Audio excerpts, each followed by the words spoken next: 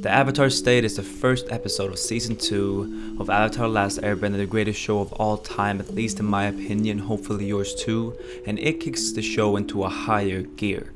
It's pretty known that Season 2 and 3 are much better than Season 1, and this episode proves it. That is why today I will explain why the Avatar State exceeds expectations. But first, don't forget to like the video if you enjoy and subscribe.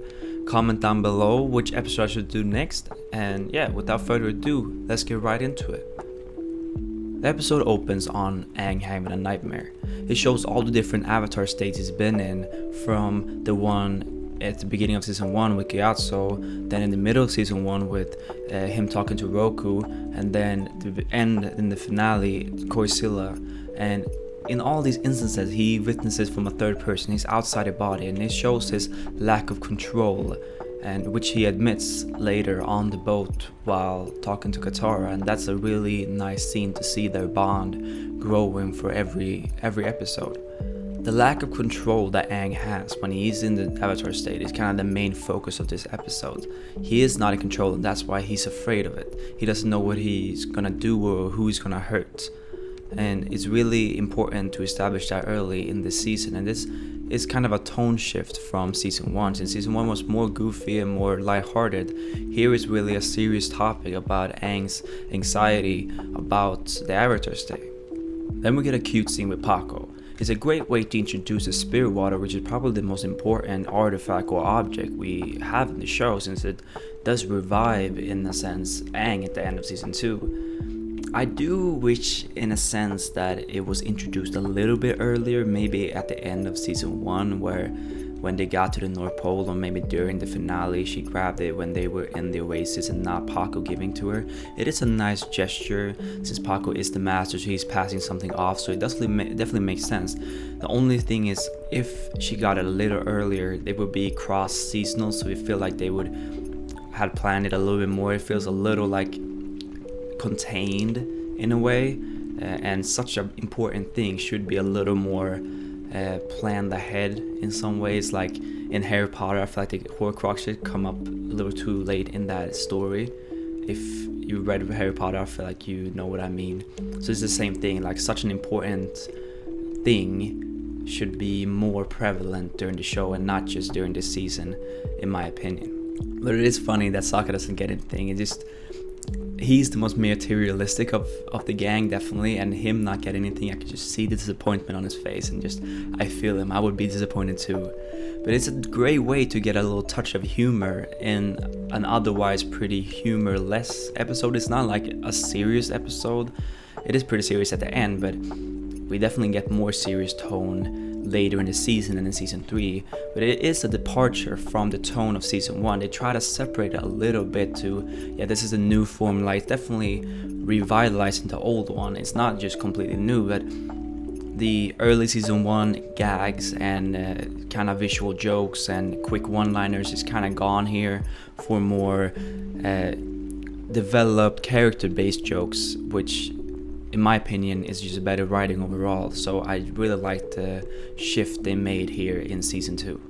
Here is where we get Azula's introduction for the first time. We do get a little cameo of her in the storm, besides Iroh during the Agni Kai, but otherwise this is the first real Azula introduction. Well, the end of Season 1, but that is just a little teaser. Here's the true introduction, and this shows really who she is with these scenes she's given. She's ruthless, she's calculating, and she's a perfectionist and obsessive, and that's really shown when she's training lightning bending. We really fear her out of the gate in a way that we didn't fear Zuko. He is not as competent as she is. She's very distinct from Zuko, and that's so important for have our antagonist, because Zuko is still in a way an antagonist in this season, especially at the end, but he is still trying to capture the Avatar just on his own and not with any help from the Fire Nation. So she's way more competent, shows like she kind of represents the government type, or maybe the regime, and he's more the freelancer cowboy kind of vibe. So she's more organized, she's more flawless in many ways, and introducing her really increases the stakes, since Zuko doesn't really have the resources anymore to really put up a threat against Aang and the gang, since especially now that Aang and Katara, especially Katara, being a master, as Paco says, which is kind of debatable, and I'll get to that later in the episode. But Katara getting to learn under Paco and getting much powerful now, and also Aang learning waterbending and soon learning earthbending as well. Zuko is not really a threat to him one-to-one anymore, like he was in the beginning of season 1. So we needed a threat that is more competent and shows where Zuko can grow from, because Azula is obviously so much more powerful. It shows her in the blue flame, which is such a good animation trick to distinct her and Zuko, especially in that Agnikai in the end of season 3, obviously. But it really gives Zuko room to grow into a more powerful bender, a more just overall complete person. Aang is clearly the focus of this episode through his anxiety and lack of control over the Avatar state, which the General is trying to control. Aang has always felt the responsibility for life and protecting it, not only because he's the Avatar, but just his philosophies from being an air nomad. He feels responsible for every single person, from the soldiers to the villagers to the animals, and extra so since he is the Avatar and it's his job. So he is afraid of losing control and doing something that he might regret, like hurting someone he loves or hurting someone in general.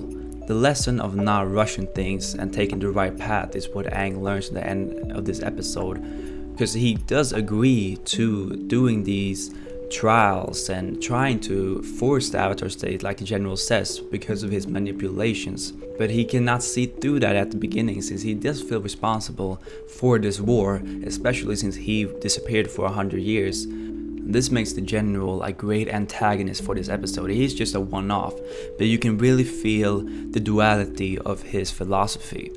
He is too caught up in a war and tries to use children as weapon, but we do see where he's coming from, since Aang is not a normal child. He is the Avatar, so is he really a child then? And if we go back to Gyatso, that is the same discussion they had at the Air Noble Temple.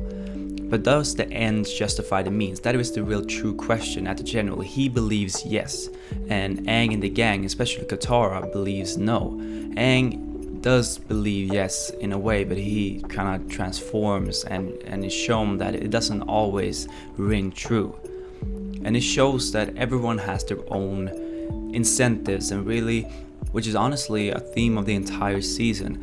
In season 1, it's really more black and white. We do see Jet, which is more on the grayscale, but other than him, it's more like the allies versus the Fire Nation. But here in this season, when we go to Ba Sing Se, we see people with questionable motives in power and controlling things, which is not the Fire Nation, which hinder Aang and the gang in ways that they could not expect from just fighting on the front line. There's more to war than just throwing out as many soldiers. There's so much more with power balances and money and manipulation. There's so much more that goes into a war than simply fighting, and that is something they learned the hard way during this season.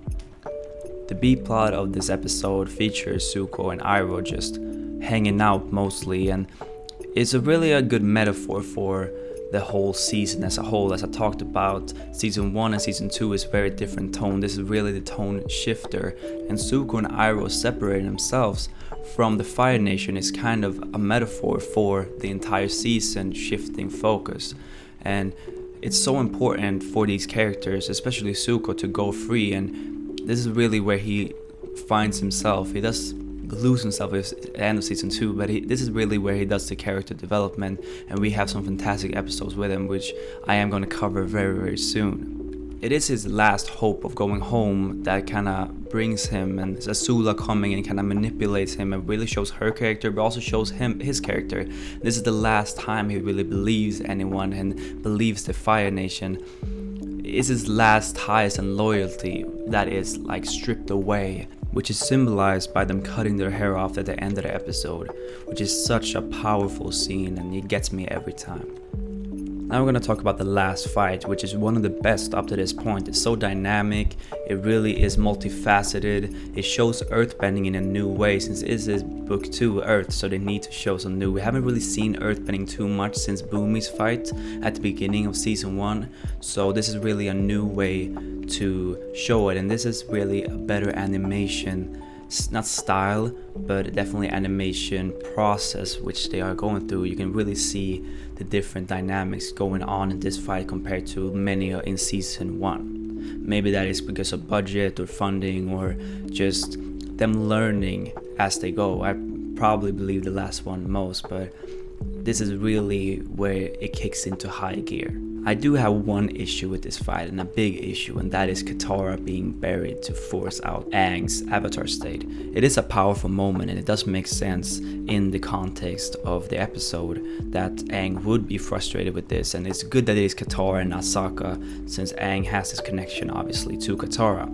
But it's just way too overpowered, like come on! They did not think this thing through. Katara is a master at this point.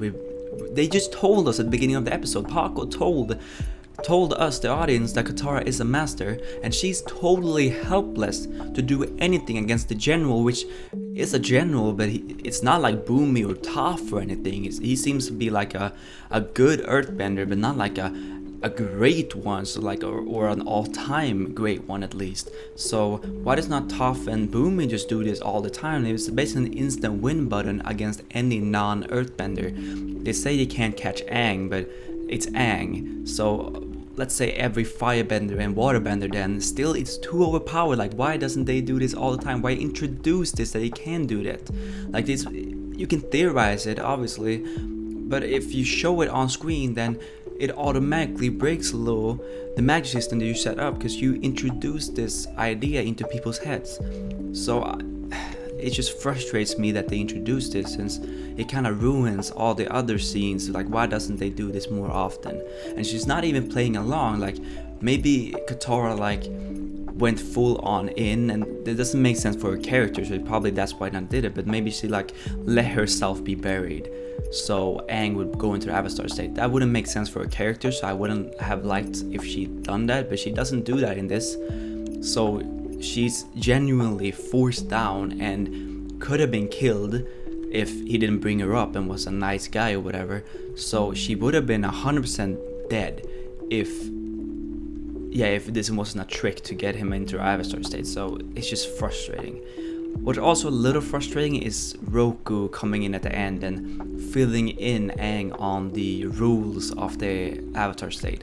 I wish these rules were touched upon earlier, since it's kind of coming late, and it kind of feels like they're retconning a little bit. It feels a little rushed also.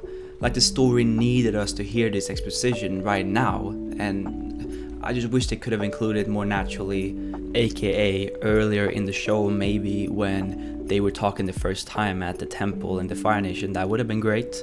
So during the winter solstice, so why not do it there? Just mention it there. That's just one extra line or something. I don't know.